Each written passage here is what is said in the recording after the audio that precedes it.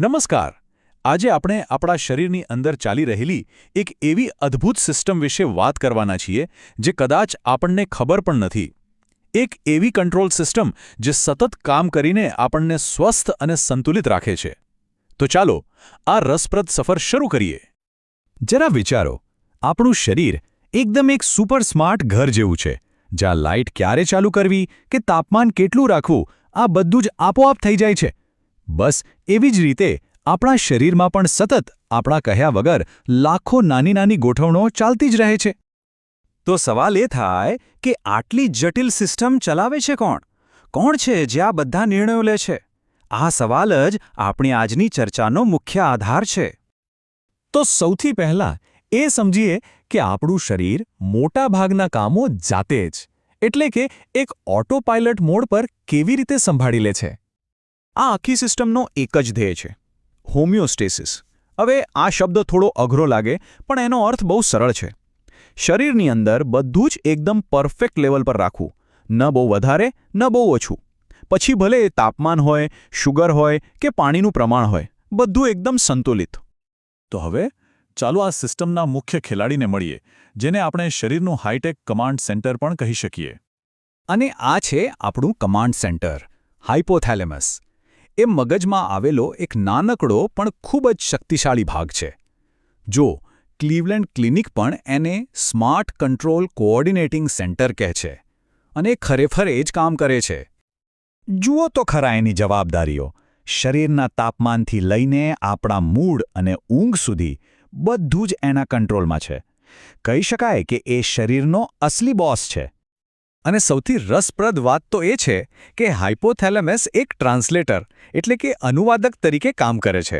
એ nervous સિસ્ટમમાંથી આવતા વીજળી જેવા ઝડપી સિગ્નલોને સમજે છે અને એને હોર્મોન્સ નામના કેમિકલ મેસેજમાં ફેરવે છે.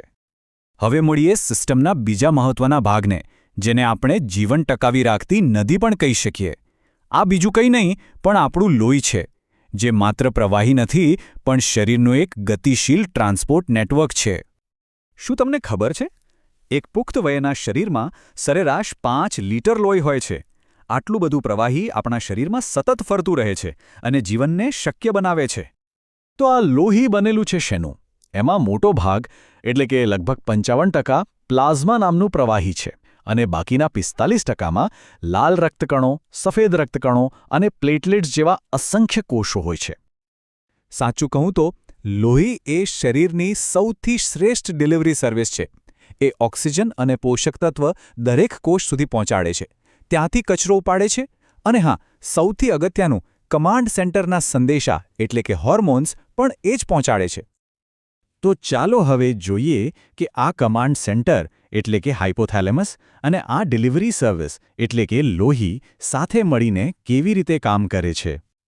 તો આખી વાત એમ છે કે હાઇપોથેલેમસ હોર્મોન્સ બનાવે છે, જે એક પ્રકારના કેમિકલ મેમો જેવા છે. આ મેમોને લોહીમાં છોડવામાં આવે છે અને પછી લોહી એને એના સાચા સરનામે, એટલે કે શરીરના બીજા અંગો સુધી પહોંચાડી દે છે. આખી પ્રક્રિયાને આપણે 4 સરળ સ્ટેપ્સમાં સમજી શકીએ છીએ. પહેલું, હાઇપોથેલેમસ કોઈ સમસ્યા શોધી કાઢે છે, જેમ કે શરીરમાં પાણી ઓછું થઈ ગયું છે. બીજું, એ તરત જ એક ચોક્કસ હોર્મોનનો સિગ્નલ મોકલે છે. ત્રીજું, લોહી એ સિગ્નલને કિડની જેવા નુજુરી અંગ સુધી પહોંચાડે છે. અને ચોથું, એ અંગ સિગ્નલ પ્રમાણે કામ કરીને બધું પાછું સંતુલિત કરી દે છે. ચાલો આ બધી વાતને એકદમ સરળ અને રોજિંદા ઉદાહરણથી સમજીએ કે આપણું શરીર પાણીનું સ્તર કેવી રીતે જાળવી રાખે છે. આ વાર્તાનો હીરો છે વેસોપ્રેસિન, જેને ટૂંકમાં ADH પણ કહેવાય છે. આ એ જ કેમિકલ મેસેજ છે જે હાઇપોથેલેમસ ત્યારે મોકલે છે જ્યારે શરીરમાં પાણીનું સ્તર જાળવવાની જરૂર પડે છે. અને અહીં જુઓ, આ કેટલી સુંદર રીતે કામ કરે છે. જ્યારે શરીરમાં પાણી ઓછું હોય ત્યારે હાઇપોથેલેમસ ADH છોડે છે. લોહી એને કિડની સુધી પહોંચાડે છે, અને કિડની પાણી બચાવવાનું શરૂ કરી દે છે. અને જેવું આપણે પૂરતું પાણી પીએ, હાઇપોથેલેમસ ADH બનાવવાનું બંધ કરી દે છે અને કિડની વધારાનું પાણી બહાર કાઢી નાખે છે. એકદમ પરફેક્ટ સિસ્ટમ, ખરું ને? તો આ બધું દર સેકન્ડે શાંતિથી અને આપોઆપ ચાલી રહ્યું છે. આ એક એવી અદૃશ્ય સંતુલન ક્રિયા છે જે આપણને જીવંત અને સ્વસ્થ રાખે છે.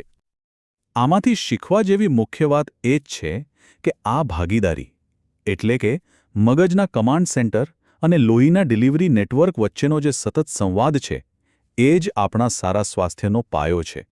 આપણા શરીરના કુલ વજનનો લગભગ 7% ભાગ માત્ર લોહી છે. આ આંકડો નાનો લાગે પણ એ બતાવે છે કે આ ટ્રાન્સપોર્ટ સિસ્ટમ આપણા શરીરના દરેક ખૂણે હાજર છે અને ચૂપચાપ તેનું કામ કરી રહી છે. તો અંતમાં આ આખી સિસ્ટમને યાદ રાખવાનો સૌથી સારો રસ્તો આ જ છે. એક સ્માર્ટ કમાન્ડ સેન્ટર જે ઓર્ડર આપે છે અને એક પરફેક્ટ ડિલિવરી સર્વિસ જે એ ઓર્ડરનું પાલન કરે છે. અને આ બધું જ એકદમ સંપૂર્ણ તાલમેલમાં ચાલે છે. આ બધું આપમેળે થાય છે એ જ તો અજાયબી છે.